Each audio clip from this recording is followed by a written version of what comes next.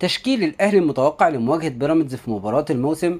تشكيل متوقع كالعادة: محمد الشناوي في حراسة المرمى، وإن كنت أنا بفضل في الفترة الحالية مصطفى شوبير، لكن اللي هيقف محمد الشناوي نظرا لخبرته، نظرا ان هو قائد. حتى لو بيغلط فكولر هيبدأ بمحمد الشناوي، وإن كنت زي ما بقول بفضل مصطفى شوبير.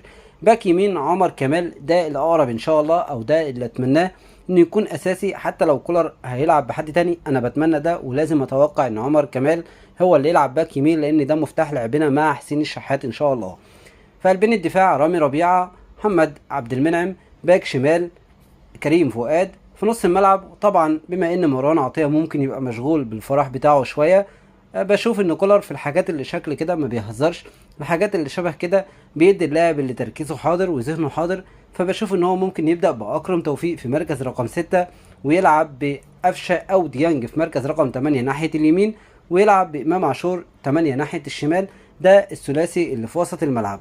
في الثلاثي الامامي كالعادة كولر عنده قناعات كبيرة جدا بطاهر.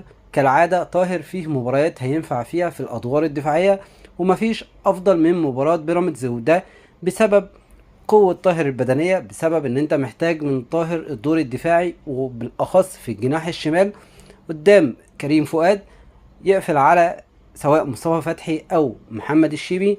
فانت محتاج طاهر جدا في المباراة دي ان هو يكون موجود في مركز الجناح الشمال. علشان كده كولر هيبدأ بطاهر في مركز الجناح الشمال. مركز الجناح اليمين ده مفتاح لعبنا، وده اللي شايل الاهلي الفترة الاخيرة.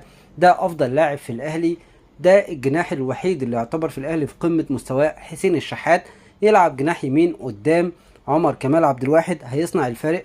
حسين الشحات لا غنى عن حسين الشحات في مركز الجناح اليمين، خاصة ان نقطة ضعف بيراميدز موجودة في المكان ده، في المساحة اللي خلف محمد حمدي اللي دايما بتلاقيه بيلعب كجناح في هجمات بيراميدز. فانت محتاج واحد زي حسين الشحات يقدر يستغل المساحة دي، ويقدر يكون بيصنع بشكل كويس، وده موجود في حسين الشحات.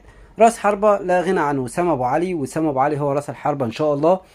تسديد من خارج منطقة الجزاء، سواء من امام عاشور، سواء من قفشه لو لعب، او حتى ديانج، سواء من طاهر، لازم يبقى فيه تعليمات بالتسديد من خارج منطقة الجزاء بشكل كبير جدا. لان حارس بيراميدز عادي جدا اي كرة بتتسدد عليه من خارج منطقة الجزاء بتدخل هدف. فعشان كده محتاجين ان شاء الله يكون في تعليمات بالتسديد من خارج منطقة الجزاء. اشوفكم في فيديو جديد ان شاء الله.